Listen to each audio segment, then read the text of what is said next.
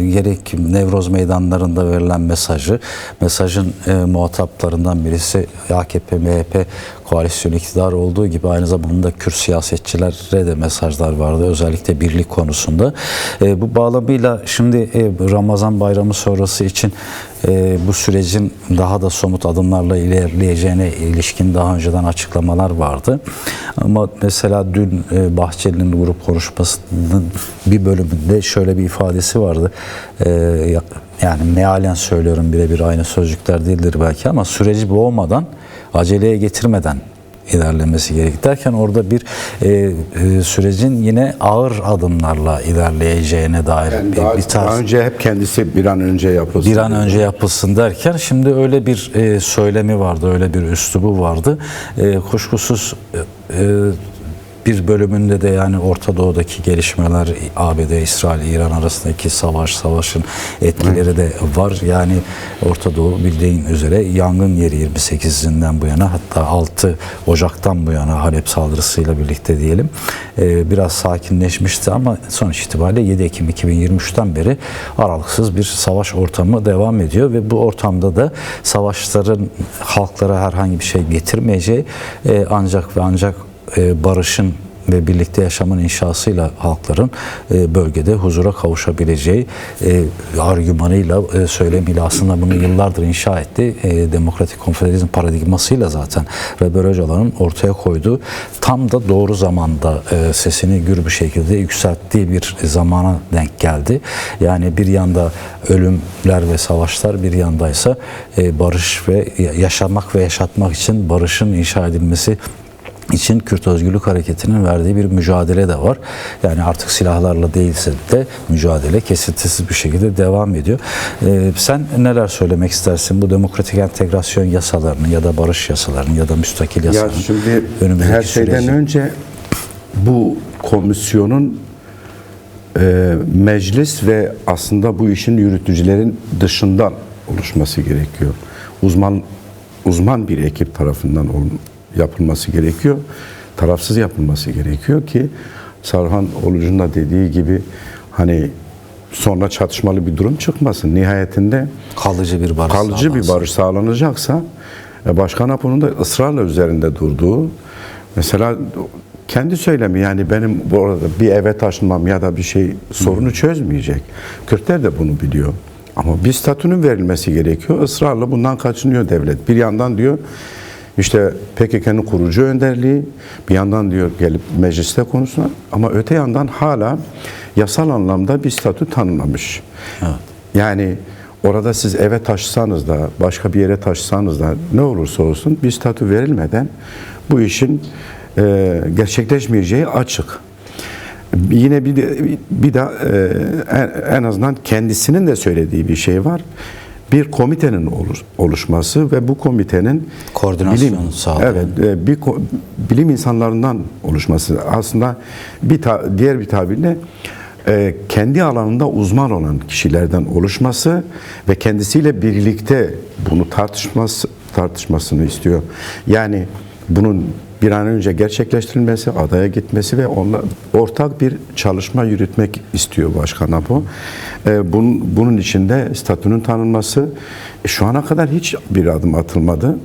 Ya aslında Sayın Saruhan Olucu'ya da aslında sorulabilirdi. Devlet şu ana kadar neden bunu ağırdan alıyor? Neden adım atmıyor? Yani biz bir gazeteci gözüyle baktığımızda tabii ki Orta Doğu'daki gelişmelerle bağlantılı bu. İran'ın durumuyla bağlantılı. Amerika'nın yarın Orta Doğu'ya en azından kendi kafasında oluşturduğu bir nasıl dizayn edecek kimse bilmiyor. Yani dün Fransa Genelkurmay Başkanı'nın bir şeyi vardı biliyorsun. Diyor ki yani biz bile habersiziz ne yapacağından. Dolayısıyla bize de zarar veriyor diyor. Şimdi böylesi bir durum söz konusu. Fakat Türkiye zaten Suriye'de ne yaşadığını biz gördük.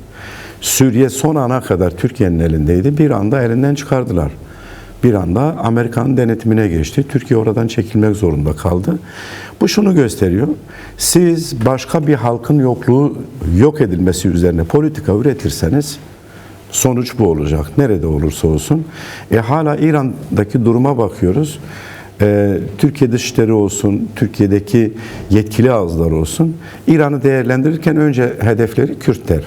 İran keza Amerikan ta okyanus ötesinden saldırıyor. Ama İran güneydeki Kürtlere saldırıyor. Yani bu şimdi dönüp dolaşıp şunu sormak gerekiyor bu devletlere. Ya siz ne istiyorsunuz? 1000 yıldır siz bu halkı yok etmeye çalıştınız. Olmadı. Yok saydınız. Olmadı. Adını tarihinizde yer ettirmediniz. Olmadı. Renklerini yasakladınız. Olmadı. Dilini yasakladınız. Olmadı. Ve artık 21.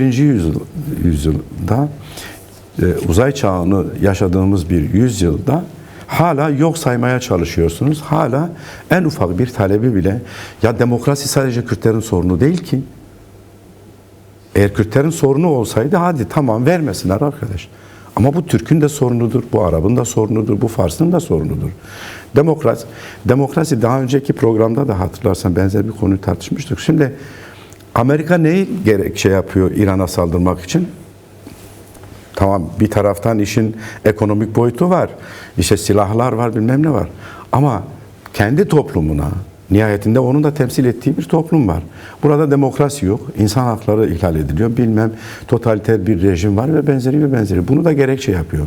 Suriye'ye saldırısı buydu, Irak'a saldırısı buydu. Orada gerçekten bireye dayalı bir sistem oluşturuyor. Sonra da gelip ona müdahale ediyor. Saddam'a aynı şeyi yaptı. Yani milliyetçilik ve mezhepçilik temelli. Evet, bunun üzerine bir sistem oluşturuyor. Sonra da gelip saldırıyor. Şimdi Orta Doğu toplumları niye bunu görmüyor? Ya da Orta Doğu'yu yöneten ülkeler ya da liderler neden bunu görmezden geliyor? Hepsinin sonu belli. Ortada. İran'da neredeyse bir lider kalmadı. Suriye keza öyle. Irak, Saddam Hüseyin'in sonunu hepimiz hatırlarız yani. Şimdi o açıdan yani sırf Kürtler istiyor diye sen demokratik adım atmayacak mısın? Sırf Kürtler istiyor diye kendi hukukunu tıkayan o maddeleri değiştirmeyecek misin? Şimdi aslında sırf Kürtler istiyor diye kayım meselesini sen sürdürecek misin? Yani daha dün Mardin kayımı 2 ay uzatıldı. Bu şunu gösteriyor. Ha, bir adım atılacak aslında ama hala net bir durum yok. Atılabilir de, atılmayabilir de. Uzatmaları oynuyor. Evet, uzatmaları oynuyor. Ama sonuçta iyi oynayan takım kazanıyor. Her zaman bu böyledir yani. Şimdi sen istediğin kadar uzat bu süreci. En nihayetinde döneceğin yer bu masa olacak. Sen 1000 yıldır masaya gelmemiştin. Bugün masaya gelmişsin. Ondan kaçınmak için her şeyi yapıyorsun. Ama çözüm o masada. Ve sen bu çözümü hazırlamadığın müddetçe, sen gerekli adımlar atmadığın müddetçe bu devam edecek. Bu beraberinde ekonomik kriz getiriyor, bu beraberinde sosyal kriz getiriyor, bu beraberinde siyasal bir krize neden oluyor, uluslararası krize neden olabiliyor. Birçok şeyde, yani düşünün, Türkiye öyle sıkıştırılmış bir halde ki, çünkü sadece Kürtleri hedef gösteriyor. Kürtler konusunda bana karışmayın diyor. Taviz üzerine taviz veriyor Türkiye. Mevcut yönetimde aynı şekilde. Bu uluslararası bazda böyle. İç kamuoyunda da yine keza aynı şey. Yıllardır sen Kürtleri bahane ederek yok terördü, yok şuydu, buydu. Sorunu sınır dışına taşmaya çalıştın. Suriye'ye saldırdın. Suriye'de yine hedef Kürtlerdi. Yani başvuruda yine aynı şekilde sen sadece Kürtlere saldırıyorsun. Tamam da bunu nereye kadar sürdüreceksin? En nihayetinde sadece İstanbul'da 5 milyonu aşkın Kürt var. İzmir'de 1 milyonu aşkın Kürt var. Bunlar nereye gidecek? Sen bunlarla barışmayıp ne yapabilirsin? 100 yıl öncesini sen Yahudilere yaptın, Ermenilere yaptın ama artık ne dönem o dönem ne de bugün Kürt o Kürt. Şimdi hatırlarsan bu sürecin başlangıcında, Bahçeli'nin çıkışında, yani Ekim 2024 tarihinde ilk vurgu, ana vurgu şuydu: uçurum kenarında kardeş kavgası olmaz. Evet. Bunu söyledi.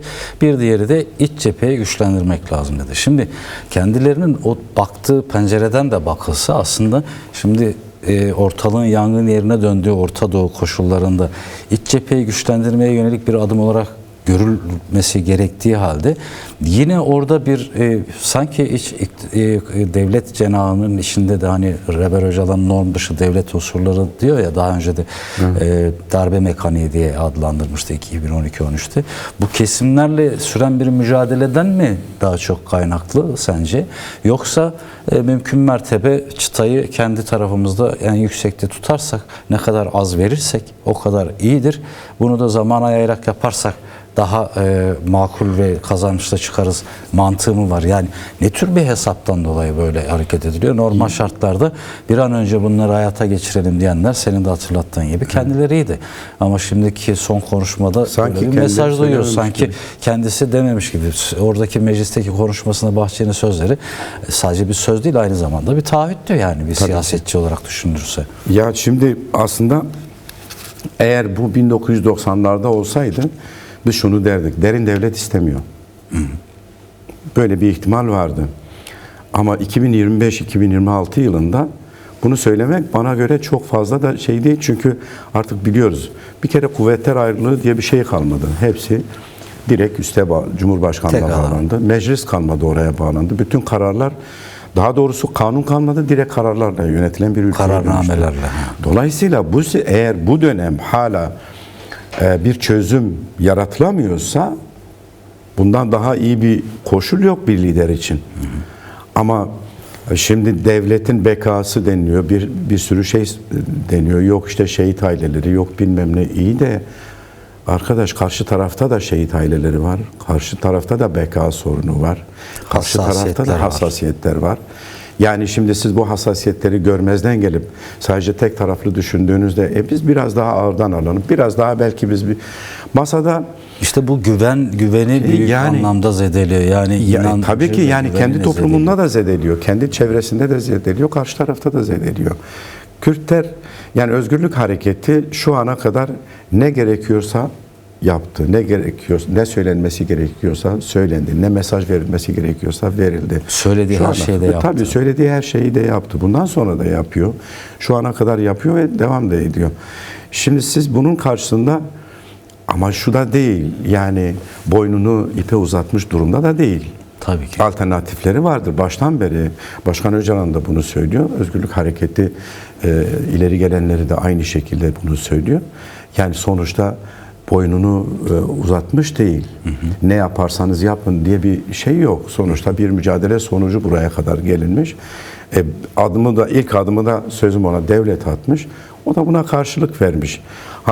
Bu illaki bir masaya döneceği bir mücadele sonuçta. Bugün olmasa yarın, ama nihayetinde teslim olmuş, her şeyi bitirmiş durumda değil.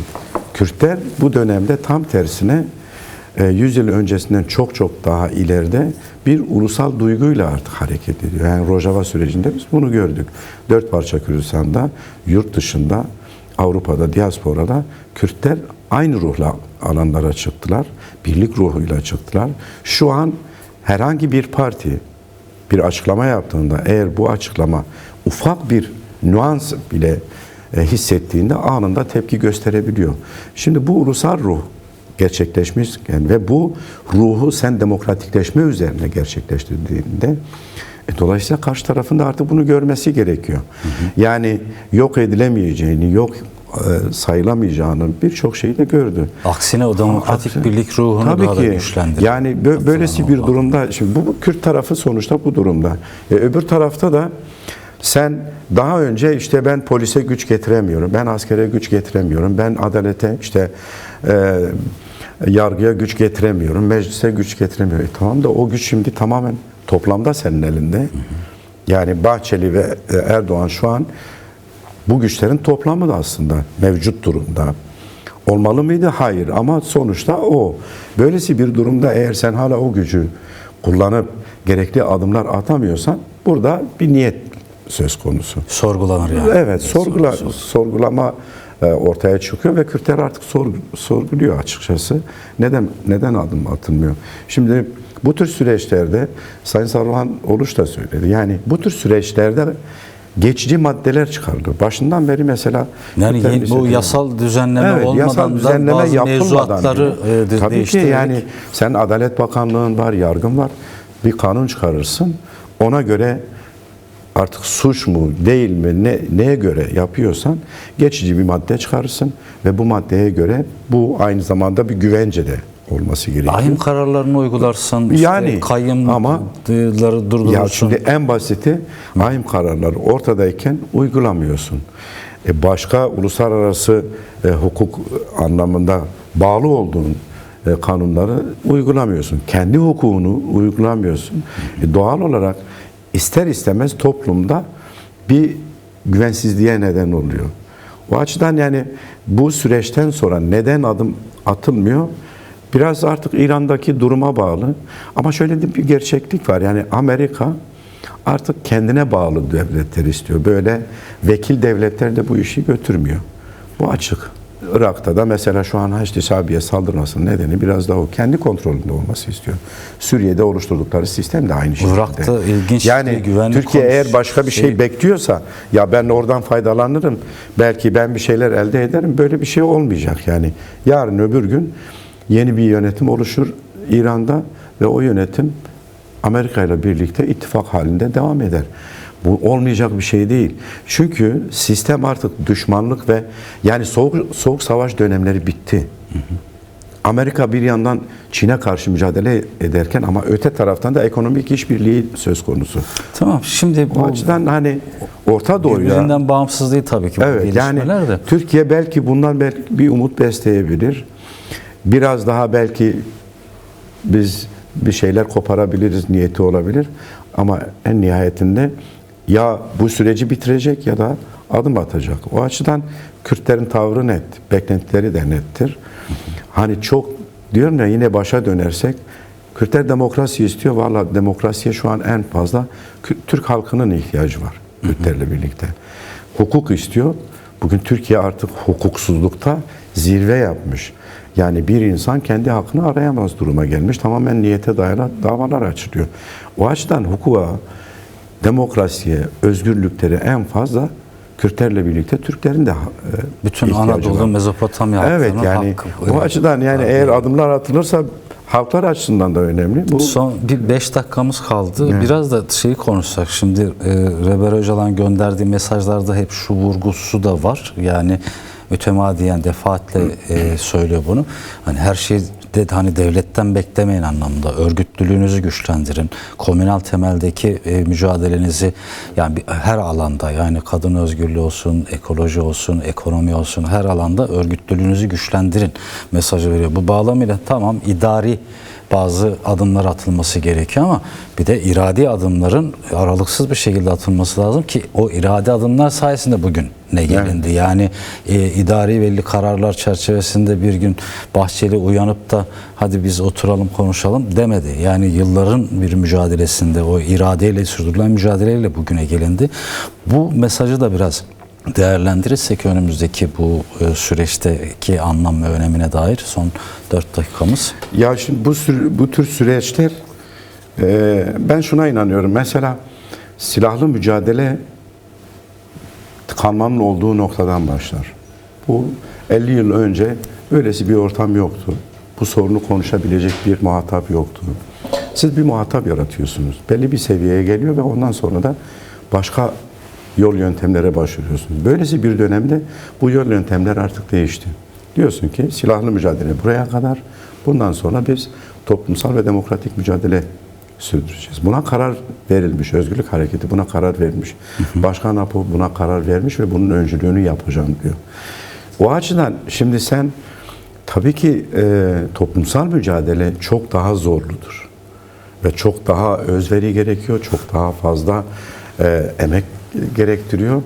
Yani geceli gündüzlü çalışma gerekiyor. Bu da örgütlemekle başlıyor. Kendini örgütlemekle, toplumu örgütlemek ve genel anlamda bir örgütlüğü sağlamakla oluyor.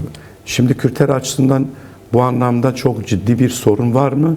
Aslında az da olsa var ama genel anlamda bu sorunu bana göre çözmüş durumda. Yani ama kendi cephesinde de bir boşluk yaratmamaya çalışıyor.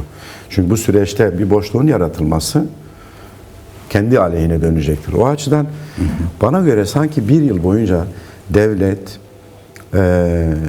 şöyle bir beklentisi vardı. Ya böyle bir süreç başlar, PKK kendini fesheder. Biz de bakarız. Hani ikircikli olan, biraz buna karşı olan, bunları biz kendi tarafımıza çekeriz. Belki o şekilde en az şeyle biz bu işe kotarırız gibi bir düşünceleri sanki vardı. Rehavet Ama tam yaratılır tersi falan diye oldu. düşünüyorum. Tam tersi oldu. Kürtler çok daha örgütlü ortaya çıktı. Çok daha kararlı mesajlar verdiler. Bu Nevroz da bana göre zirveydi. 8 Mart Nevroz zirveydi yani. Boş konuşanlara Tabii. da iyi bir yanıt oldu. Yani Tabii ki yani bir diğeri de Kürtler bence bu süreçte bu demokratik birlik ruhunu zirveye çıkardılar. Ama bunu boş bırakmamak lazım. Hala boşluklarımız vardır. Bakur'da, Başur'da, Rojava'da ufak tefek boşluklar var. Ama Kürtler bana göre dediğim gibi yani bu süreci çok iyi götürüyor. Çünkü bu ruhu artık hissediyorsun. Yani dün Peşmerge'ye saldırı yapıldığında bütün Kürt hareketleri anında tavır koydu. Hem halk nezdinde hem de örgütsel anlamda bir tavır sergiledi. Bir tepki gösterdi. Bu çok önemliydi. Daha önce Rojava için bu yapılmıştı. Bakur'da yaşanan bir olay için bu yapabiliyor. O açıdan o demokratik ruh, demokratik birlik ruhu belli oranda gelişmiş ama bunun bırakılmaması ve bunun sürdürülmesi gerekiyor. Bu birlikteliğin, bu ittifakların, mesela İran'da kimsenin beklemediği bir adım atıldı Kürtler açısından. Bir anda kendi ittifakını kurdu ve şu ana kadar da en azından temkinli yaklaşıyor ve gidiyor. O açıdan Kürtler anladım. mücadele edecek. Yani başka şey yok. bir Belki seçeneği denilebilir ya hep Kürtler mi mücadele edecek? Ama ne yazık ki Orta Doğu'da en fazla parçalanan onlar, en fazla özgürlüğe, demokrasiye ihtiyacı olan yine Kürtler.